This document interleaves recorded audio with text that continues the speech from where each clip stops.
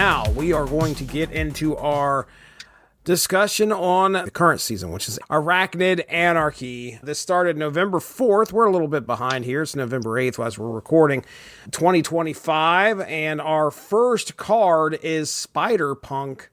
3 cost, 3 power. You can move this once. So you can move it once.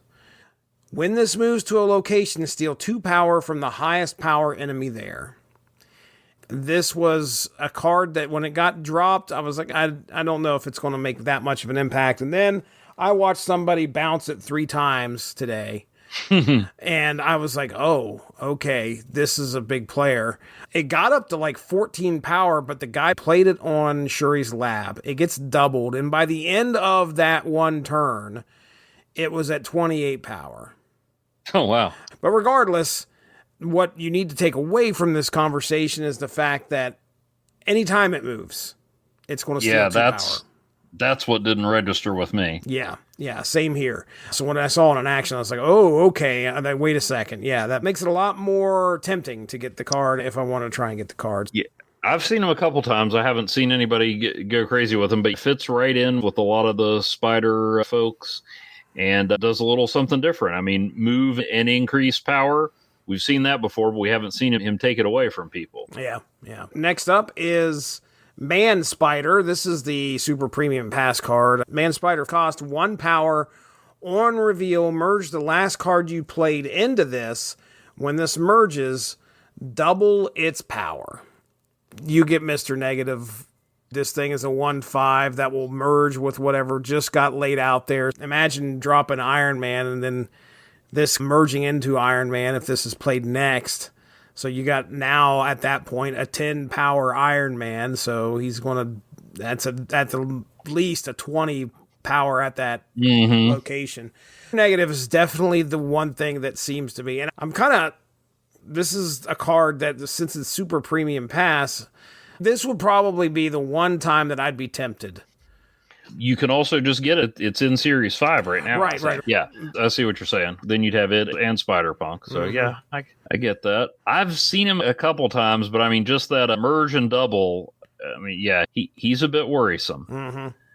You know, I mentioned Symbiote Spider-Man or Black Panther. Yeah. And then maybe depending on what you think about using him with following up Cull Obsidian or Crossbones, get him up to a 22, and then drop on turn 6 Taskmaster or Arnim Zola. I think I might try and shoot for it if I can. I think it seems pretty powerful to me. Yeah. All right. Then we have Superior Spider-Man. 3 cost, 4 power. At the start of each turn, you get +1 energy if you have any cards with increased power in play. So I played against that card today. It's out, right? So I assume it's just 1 energy, no matter what. So if you got, it doesn't matter how many cards you got out there, you're just going to get that +1 energy. So 3 costs, Silver Surfer's the way to go, I guess, in my opinion. Maybe helpful for Silver Surfer. I know that a lot of times at the end of the game, turn 6, it's kind of nice to have a 7th energy. You can play Absorbing Man or something like that. I like the card. I don't think it's going to bust any doors down or anything like that. What are your thoughts? Well, this is the one I want right now, and it has very little to do with the card itself. The original Superior Spider-Man is just one of my favorite comic runs of recent memory, where Dr. Octopus switched bodies with Peter Parker and left Peter in his dying body. Peter Parker is such a true, sincere hero that he made Dr. Octopus want to be better. He made the man who killed him a better man. Yep. And then he wasn't totally dead. It was more like his brain was overwritten, but it just an excellent, excellent series. They've revisited it a couple times, haven't quite recaptured the magic. So I just love Superior Spider-Man, and I've never been able to get a HeroClix figure of it. Now, that said, absolutely great with Silver Surfer, but the other cards that can give you +1 energy are, I mean, Jennifer Kale and Psylocke can do it once. The cards that give it to you ongoing are Electro, who limits your ability to play cards, so you want to get rid of him, or Corvus Glaive, who discards 2 of your cards, although usually you're in a discard deck, so that's not the end of the world. But this guy, you just have to have somebody with increased power in play. You could conceivably, if you can get somebody with increased power, you could have +1 energy for 3 turns. And there are some 1-cost cards that can get that to you right out of the gate. Silver Sable is a good one. The Hunger. True. I mean, yeah, because all of a sudden you've got a 0-cost 3-power card out there that is not subject to Killmonger. So both of those could get there, and then you've got +1 energy without any drawbacks. Now, yes, your opponent can mess with you to stop that, but I really like this one. Is it going to be a game breaker? No, but it's pretty useful, and it could make a big difference. The fact that I love the comic this comes from, the art's cool, and I like the effect. This is the one even though right now, if I got a seasonal Series 5-pack, it's either this, Man Spider, or Zombie, all of which I like, but this is the one I want. Man Spider, probably a better card. And I am just now reading over at Magazines and Monsters, Billy D, a.k.a. Doc Strange, Ed Moore, and I will soon be talking about Marvel Fanfare on a new show he's doing. The first storyline is where the Man Spider concept was introduced, if I'm not mistaken. Oh, that sounds cool. So Man Spider, I would say, is the better card. Superior Spider-Man's the one I want. All right, next up is Ezekiel Sims, 2-cost, 2-power. After you play a card with higher power here, give this +2 power and move this to another location. He'll be tough to pump up after a couple turns because he's going to start building power. Or some decks I think he would work well with. Obviously, with a move deck, of course. Ezekiel Sims and the Hydra Stomper, just like in Defenders number 382. Oh, yeah. That one's slabbed. Good deal. And then what grade? We talking 8.0? It's an 8.5. Okay, I mean, I didn't think it was going to pull a 9, but I'm glad it got an 8.5. I should have went with it's a 10 because it's all fiction anyway. But it had a cool factor of 12 thanks to those Ultraverse cameos. All right, I interrupted you. Keep going. Or Jesse, if you want the right algorithms to pick it up, you should have said it got graded. Tell me. A 6.7. Oh my gosh. So Ezekiel Sims in a Surtur deck, because you're going to have a lot of high power cards in there, or a Scar deck. Surtur and Scar work well together. I can see ways to keep boosting Ezekiel up. If you're not determining where he's moving, he might not be where you want to play that card. If you're going with a move deck, you probably have Kraven in there, Batroc following him along. So maybe you cap it all off with Living Tribunal so that you're just building up as many points as you can. Yeah, it doesn't matter where they go. He could be fun. Yeah. Next up, Spider-Man Noir, 4-cost, 6 power. On reveal, if your other cards in play cost exactly 8 total, add the top card of your deck here. So set its power to 8. So it's a 0-cost, 8 power.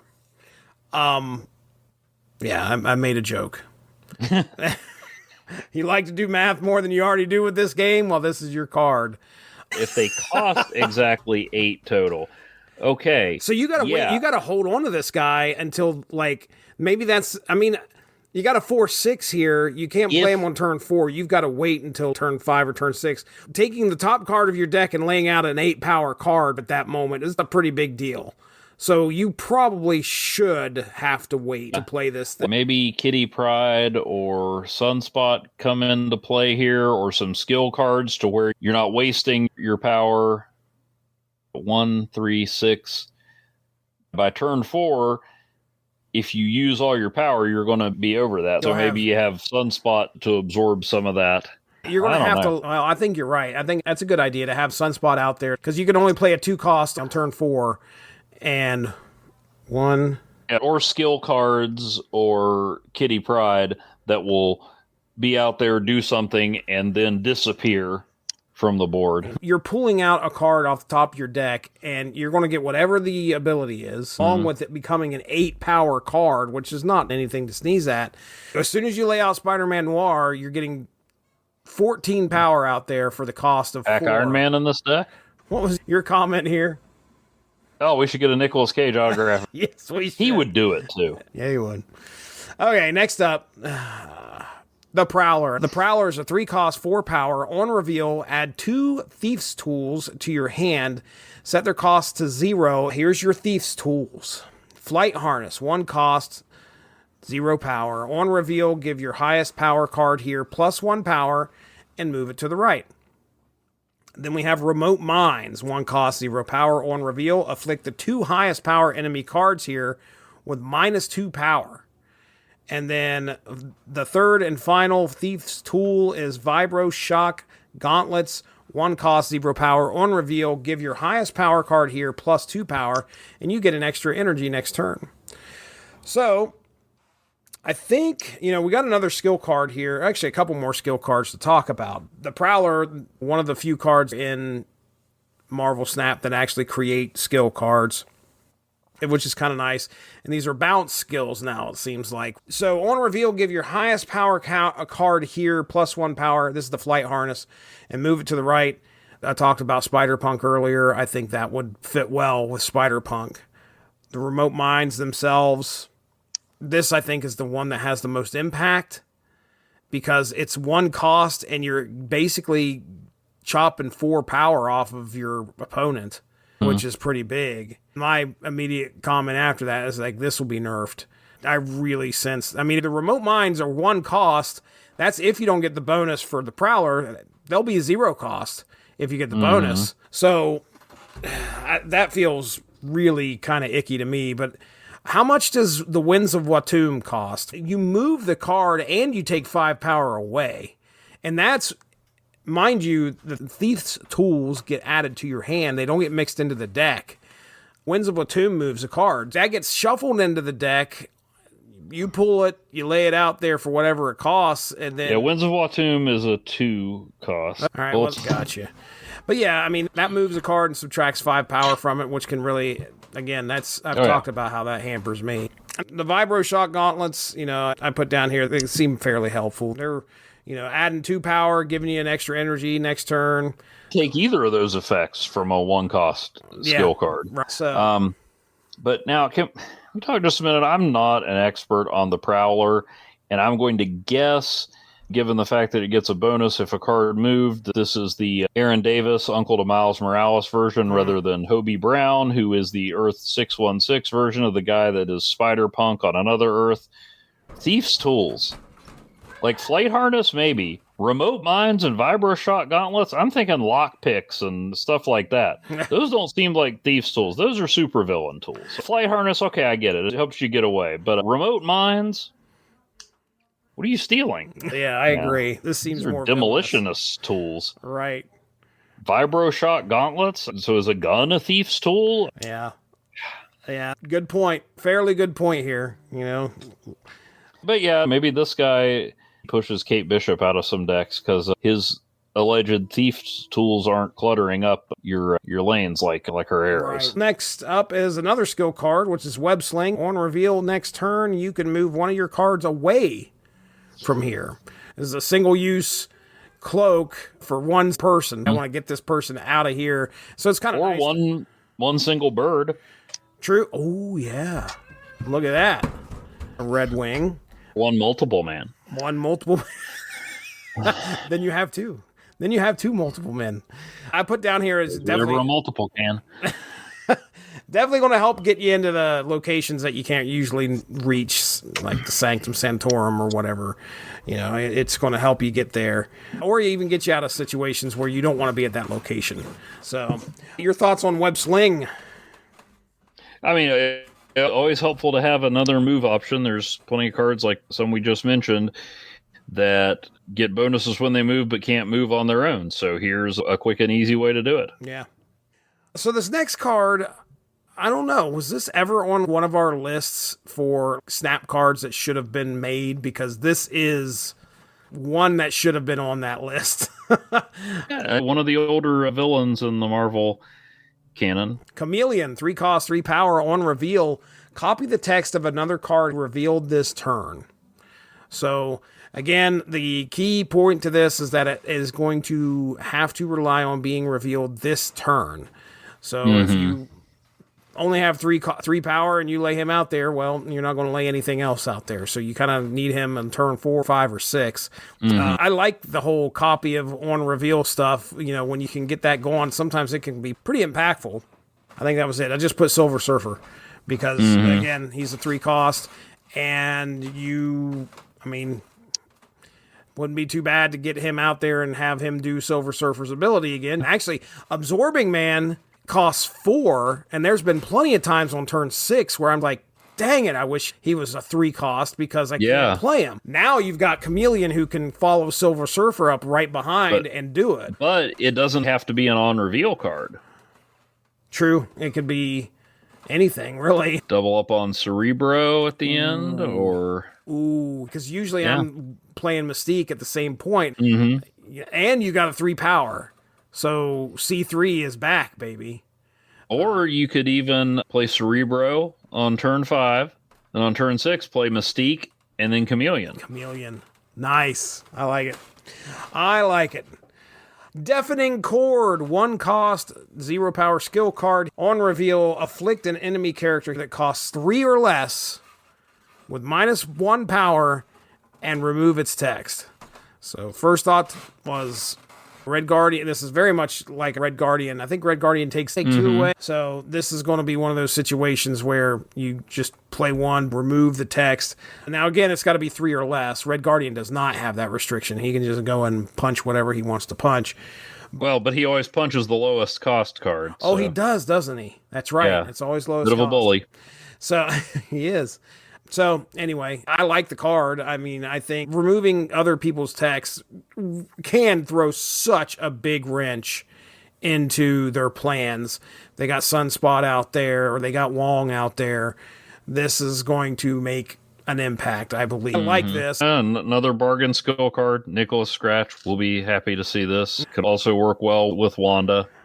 Zombie Wanda. So, yeah. Okay. All right, last character this season, Hydro Man, 5 cost, 8 power. On reveal, set the cost of each deck's top card to 1. I already had a deck in mind. That's what I came up with. I said I had Magic in there to get to turn 7. Surge is already going to be making an impact. Hopefully or Phastos, which I think Phastos impacts costs of cards. Yep. Wave would be nice to get Hydro Man out there early.